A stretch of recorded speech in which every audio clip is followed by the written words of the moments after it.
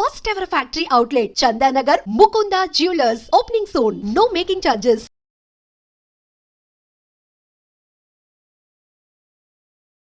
సంగారెడ్డి జిల్లా అమీన్పూర్లో ఎప్పుడైతే రజిత ఆమె ముగ్గురు పిల్లలకు పెరుగన్నంలో విషం పెట్టి చంపేసింది అన్నటువంటి వార్త ఎప్పుడైతే బయటకు వచ్చిందో అప్పటి నుంచి కూడా ఈ కేసుని చాలా సీరియస్గా తీసుకుంది పోలీస్ శాఖ కూడా. అసలు నిజాలు ఏంటి, ఎందుకని సొంత పిల్లల్ని, అది కూడా ముగ్గురు పిల్లల్ని, కేవలం 12, 10, 8 సంవత్సరాల పిల్లల్ని ఎందుకు చంపేసింది అనేటువంటిది ఒకటి. ఆ తర్వాత ఆమె కూడా ఆ విషం కలిపినటువంటి అన్నం తిన్నది. ఆ తర్వాత ఆమెకు కూడా కడుపు నొప్పి వచ్చిన తర్వాత వాళ్ళ భర్తనే స్వయంగా దగ్గరలో ఉన్నటువంటి ప్రైవేట్ హాస్పిటల్కు తరలించిండు అనేది ఫస్ట్ ప్రాథమికంగా మనకు తెలిసినటువంటి సమాచారం. కానీ పోలీసుల ఇన్వెస్టిగేషన్లో రోజుకో నిజం బయటకు వస్తున్న పరిస్థితి. యాక్చువల్లీ ఇదంతా చేసింది కన్న తల్లే, ఎవరైతే పిల్లల్ని చంపిందో ఆమె ఇదంతా కూడా చేసింది. కేవలం ఎందుకోసము అంటే భర్తతో కలిసి ఉండడం ఇష్టం లేక, అట్లాగే 10th క్లాస్లో ఆమెతో పాటు చదివినటువంటి శివ అనే వ్యక్తితోని వివాహేతర సంబంధం పెట్టుకుంది కాబట్టి అడ్డు తొలగించుకొని హాయిగా ఈ ఎవరైతే ఈ శివ అనే వ్యక్తి ఉన్నాడో 10th క్లాస్ ఫ్రెండ్ అని చెప్తున్నారు.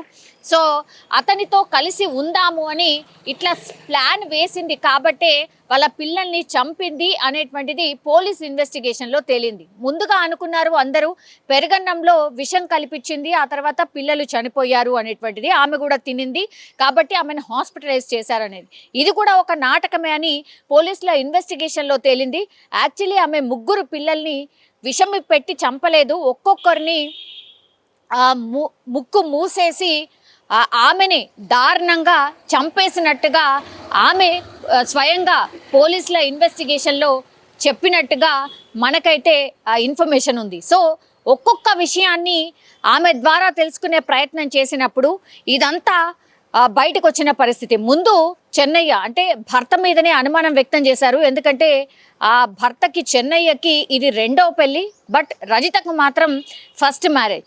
సో పెళ్లి చేసే కంటే ముందే రజిత తల్లిదండ్రులు ఈ చెన్నయ్య పేరు మీద ఉన్నటువంటి భూమిని కూడా మా పిల్ల పేరు మీదనే అంటే రజిత పేరు మీదనే రాసియాలి, ఆ తర్వాతే మీకు మ్యారేజ్ చేస్తాము అనేటువంటిది అప్పటి నుంచి కూడా రజిత తల్లిదండ్రులు చెన్నయ్యకు సంబంధించి ఏదైతే అంటే చెన్నయ్యని గుప్పెట్లో పెట్టుకోవడం అనుకోవచ్చు, లేదంటే చెన్నయ్య బాగా చూడకపోతే మరి మా పిల్ల పరిస్థితి అనుకున్నారో ఏంటో, ఏ తల్లిదండ్రులైనా అట్లాగే ఆలోచిస్తారు. కానీ అప్పటి నుంచి కూడా రజిత తల్లిదండ్రులు ఒప్పించి మరీ రజితనిచ్చి చెన్నయ్యకు మ్యారేజ్ చేయడం జరిగింది.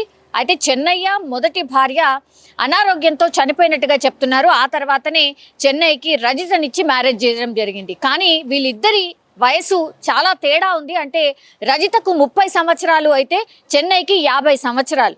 సో పూర్తిగా 20 సంవత్సరాల డిఫరెన్స్తో మ్యారేజ్ చేయడం జరిగింది. మరి అప్పుడు రజితని ఒప్పించి మ్యారేజ్ చేశారా ఏంటి, ఆ కోణంలో కూడా విచారణ చేసినప్పుడు రజిత అవును మా తల్లిదండ్రులు ఇచ్చే స్తోమత లేకపోవడంతో సెకండ్ మ్యారేజ్ అయినటువంటి ఈ చెన్నైకి ఇచ్చి మ్యారేజ్ చేయడం జరిగింది. నాకు ఇష్టం లేకుండే, నాకు మొదటి నుంచి కూడా ఈ శివ అనే వ్యక్తే ఇష్టము అనేటువంటిది ఇన్వెస్టిగేషన్లో పోలీసులకు చెప్పినట్టుగా కూడా చెప్తున్నారు. అయితే 13 సంవత్సరాల తర్వాత మళ్ళీ శివతో ఎప్పుడు కలిసింది ఏంటి అని అంటే 6 నెలల క్రితం ఈ 10th క్లాస్ బ్యాచ్ వాళ్ళు ఎవరైతే ఉంటారో, ఇప్పుడు శివ కావచ్చు రజిత కావచ్చు, ఆ స్కూల్ మేట్స్ ఎవరైతే ఉంటారో ఆ బ్యాచ్ అంతా 6 నెలల క్రితం వీళ్ళందరూ ఒక గెట్ టుగెదర్ని ఏర్పాటు చేసుకున్నారు. అప్పుడు మళ్ళీ శివతో కొంత ఎక్కువగా చనువుగా ఉండడం, అక్కడి నుంచి వాళ్ళు ఫోన్లు మాట్లాడుకోవడం కావచ్చు, వీడియో కాల్స్ తరచుగా అప్పుడప్పుడు కలిసినట్టుగా కూడా పోలీసుల ఇన్వెస్టిగేషన్లో తేలింది.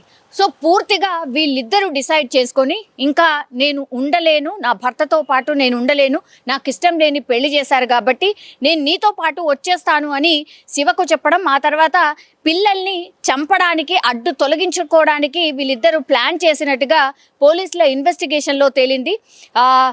గత 2-3 సార్లు కూడా ఈ పిల్లల్ని ఎలా వదిలించుకోవాలి అనే ప్లాన్స్ కూడా వేసినట్టుగా కూడా ఆ పోలీసుల ఇన్వెస్టిగేషన్లో రజిత ఒప్పుకున్నట్టుగా చెప్తున్నారు. అంటే పిల్లల్ని చంపాలనే ప్లాన్ దాదాపుగా 6 నెలల ముందు నుంచే రజితకు ఉన్నట్టుగా చెప్తున్నారు. సో ఏ మాత్రం కూడా ఇష్టం లేని పెళ్లి చేసినట్టుగా రజిత పోలీసుల ముందు చెప్పినట్టుగా కూడా ప్రస్తుతం అయితే మనకున్నటువంటి ఇన్ఫర్మేషన్. సో శివ అట్లాగే రజిత ప్లాన్ ప్రకారమే పిల్లల్ని తొలగించిన తర్వాత, పిల్లల్ని అడ్డు తొలగించుకున్న తర్వాత చెన్నైని కూడా అట్లనే అడ్డు తొలగించుకోవాలి అనుకున్నారు. అందులో భాగంగా ప్లాన్ కూడా వేసిండ్రు. కానీ ప్లాన్ ఎక్కడో బెడిసి కొట్టింది. ఆ తర్వాత ఇప్పుడు 3 పిల్లలు అయితే చనిపోయినరు. కానీ ఇప్పుడు చెన్నయ్య ఆ రోజు రాత్రి నైట్ డ్యూటీ ఉంటుంది కాబట్టి ఆయన ఎస్కేప్ అయినట్టే అనుకోవచ్చు. మరి ఆయనని ఎట్లా చంపాలనుకున్నారు ఏంటి అనేది తెలియదు. ఎందుకంటే ఈ 3 పిల్లల్ని మాత్రం పెరగన్నంలో విషం కలిపి పెట్టారు అనుకున్నారు. కానీ కాదు, ఆమె గొంతు నులిమి అంటున్నారు. లేదంటే ఈ ముక్కు మూసేసి 3 పిల్లల్ని కూడా రాత్రిపూట చెన్నయ్య ఎప్పుడైతే రాత్రి డ్యూటీకి ఆయన వాటర్ ట్యాంకర్ డ్యూటీ చేస్తూ ఉంటాడు కాబట్టి ఆ వాటర్ ట్యాంకర్కి సంబంధించిన నైట్ డ్యూటీ ఉండింది చెన్నయ్యకి. ఆ రోజు ప్లాన్ ప్రకారం 3 పిల్లల్ని చంపేసింది. ఆ తర్వాత కడుపు నొప్పి అని నాటకం ఆడింది రజిత. అందులో భాగంగా హాస్పిటల్ అయితే జాయిన్ అయింది.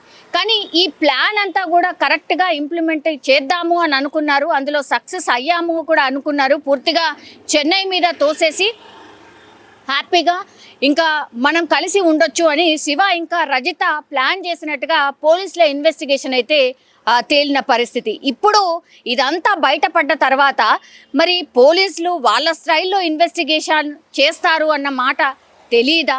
పోస్ట్ మార్టం చేసినప్పుడు ఇవన్నీ నిజాలు బయటకు వస్తాయని తెలీదా? అట్లాగే ఇప్పుడు రజిత ప్రవర్తనలో కూడా చెన్నైని విచారణ చేసినప్పుడు, అంటే రజిత భర్తను విచారణ చేసినప్పుడు రజిత బిహేవియర్లో కూడా చాలా మార్పులు వచ్చాయి.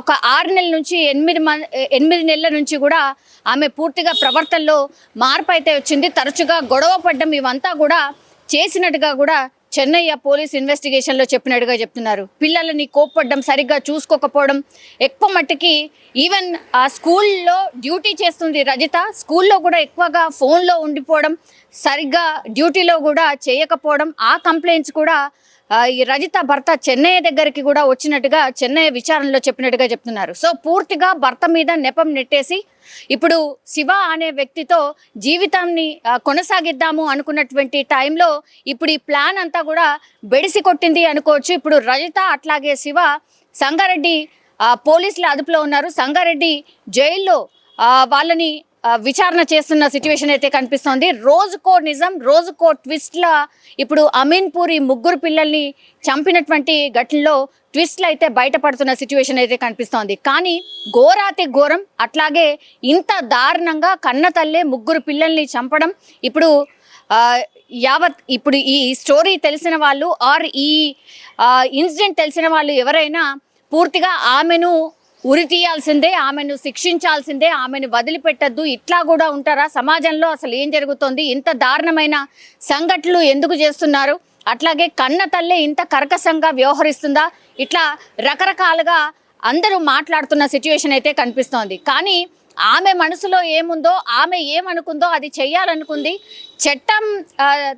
చట్టంలో భాగంగా, అంటే చట్టం తనని ఏం చేయలేదు ఆర్ ఇదంతా కూడా ఏం బయటపడదు, నా భర్త మీద పూర్తిగా ఈ ఘటనంతా నెట్టేసి మేమైతే హ్యాపీగా ఎస్కేప్ కావచ్చు అని అనుకుంది. కాబట్టే ఇదంతా చేసినట్టుగా మనకైతే స్పష్టంగా అర్థమవుతోంది. ఈ స్టోరీలో మరి ఇంకా ఏమైనా ట్విస్టులు ఉన్నాయా, ఇంకేమైనా జరిగి ఉండొచ్చా అని పోలీసులు అన్ని కోణాల్లో ఇన్వెస్టిగేషన్ చేస్తున్నారు. అట్లాగే చెన్నయ్య అంటే భర్త తరఫున వాళ్ళ దగ్గర నుంచి కూడా పూర్తిగా ఈమె ఎలా ఉండేది ఏంటి అనేది వాళ్ళ దగ్గర నుంచి కూడా సాక్ష్యం తీసుకుంటున్నారు. అట్లాగే రజిత పేరెంట్స్ దగ్గర నుంచి కూడా పూర్తి ఇన్ఫర్మేషన్ అయితే తీసుకుంటున్నారు. ఎందుకంటే రజిత చెప్పినట్టుగా ఆమెకు నచ్చనటువంటి పెళ్లి చేశారా, గొడవలు తరచుగా జరుగుతున్నాయా? ఎందుకంటే ఈ పిల్లల్ని చంపిన తర్వాత రజిత హాస్పిటలైజ్ అయిన తర్వాత రజిత వాళ్ళ అమ్మ కావచ్చు, నాన్న కావచ్చు పూర్తిగా అల్లుడి మీదనే నెపం నెట్టే ప్రయత్నం చేసిండ్రు. మా అల్లుడు రోజు తిట్టేవాడు, అనుమానం వ్యక్తం చేసేవాడు, ఇట్లా చాలా మాటలు చెప్పారు. కాబట్టి వాళ్ళను పూర్తిగా కూర్చోబెట్టి విచారణ చేస్తే ఇంకెన్ని నిజాలు బయటపడతాయో అనేది పూర్తిగా ఈ కేసులో అన్ని నిజాలు ఇంకొంతకాలం వీళ్ళిద్దరిని విచారణ చేస్తే బయటపడే అవకాశం అయితే కనిపిస్తోంది. కానీ పూర్తిగా చర్చనీయాంశంగా మారిపోయింది ఈ ఇన్సిడెంట్ అని చెప్పొచ్చు.